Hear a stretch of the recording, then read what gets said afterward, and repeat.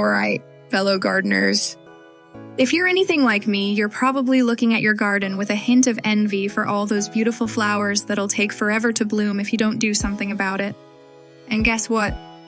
Today, we're tackling exactly that, starting flowers from seed in December for those early spring blooms. Now, I know what you're thinking. Wait, planting seeds in December? Isn't that a bit crazy? Well, I thought the same thing the first time I tried it. Spoiler, it worked, and now I'm a believer. There's nothing quite like watching your little sprouts pop up knowing you're a month or two ahead of the game. Whether you're in a zone with a mild winter or just tired of staring at bare ground, I'm here to share everything I've learned through trial, error, and plenty of coffee-fueled garden planning. Before we dive in, though, I've got a little gardening secret to share with you. Stick around till the end for a trick that's honestly going to make your seed starting so much easier, you'll wonder how you lived without it. Trust me.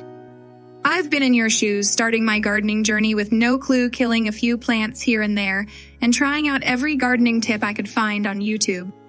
Through it all, I've learned the hard way and laughed a lot at my mistakes. But guess what?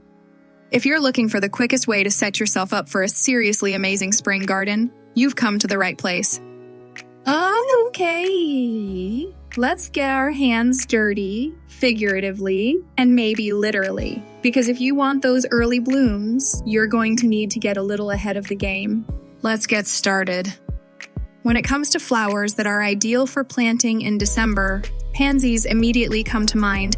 These bright, cheerful blooms, whether they're rocking purple, yellow, or any delightful mix of colors, make it hard to resist them.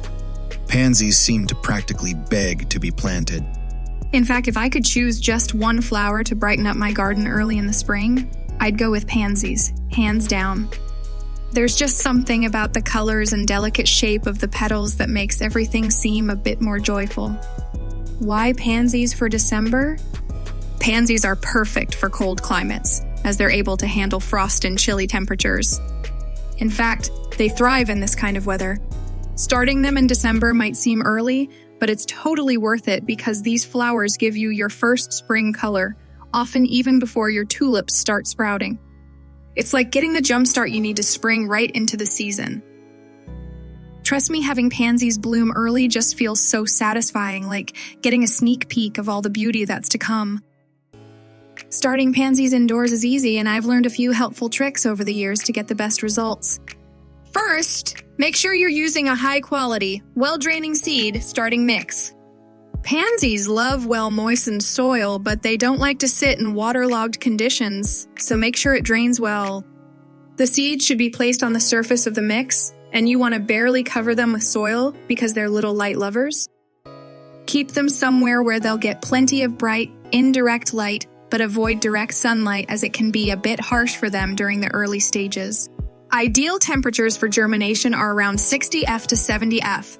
So if you have a cool windowsill or use grow lights, that's perfect. One common issue I've had with pansies is forgetfulness when it comes to watering. Like any other plant, pansies can get thirsty.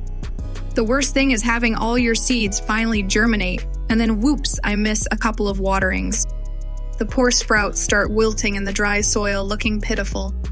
It's a good idea to check daily or even set a little reminder to keep the soil consistently moist, not soaked, so your pansies don't dry out. Sometimes I've taken my enthusiasm for gardening a little far. There was this one time when I thought maybe a little garden coffee would give my plants a boost.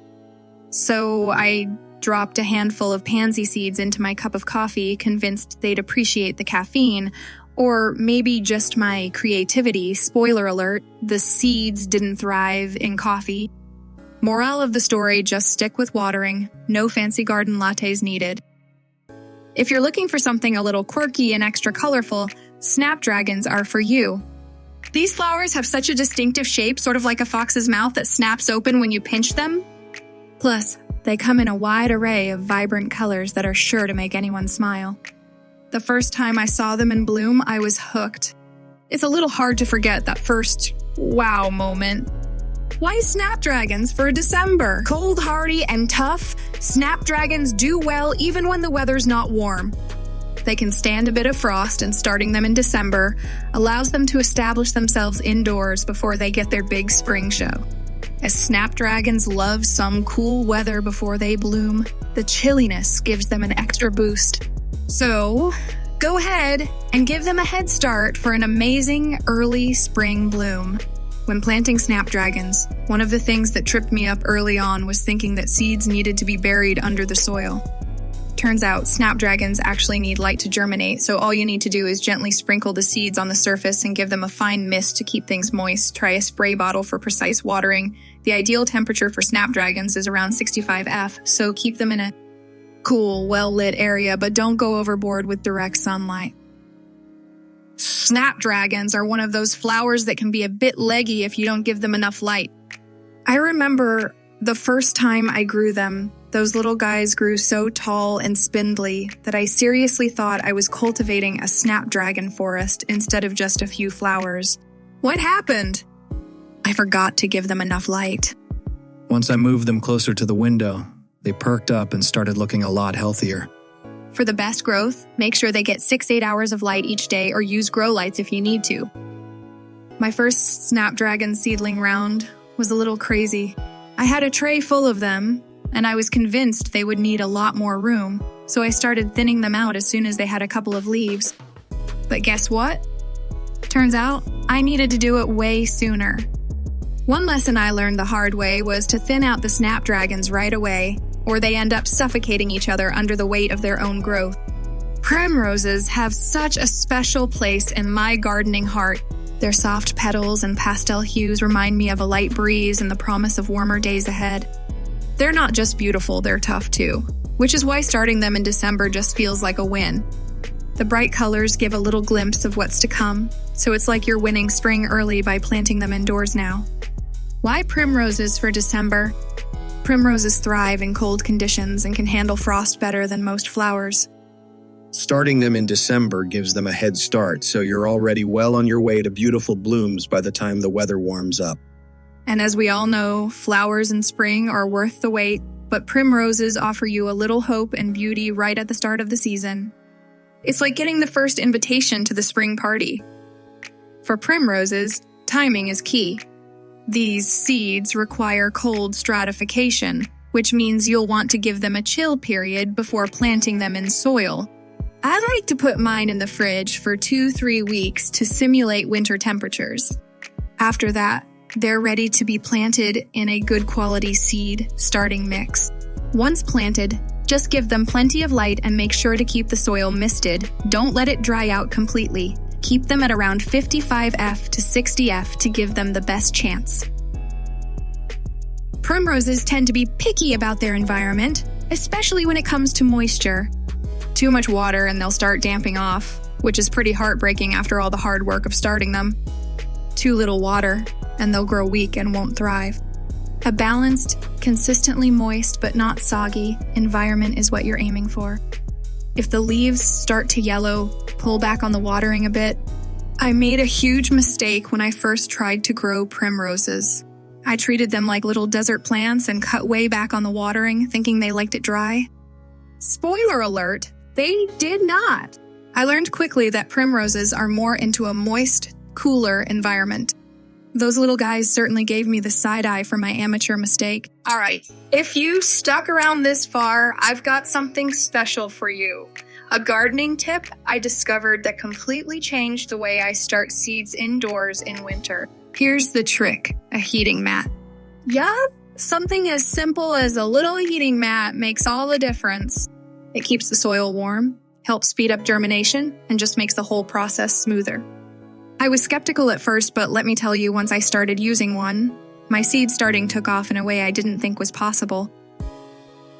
You see, winter indoors can be tricky for plants. It's cold, dry, and sometimes, no matter how hard you try, the seeds just seem to stall. But with a heating mat, everything changes.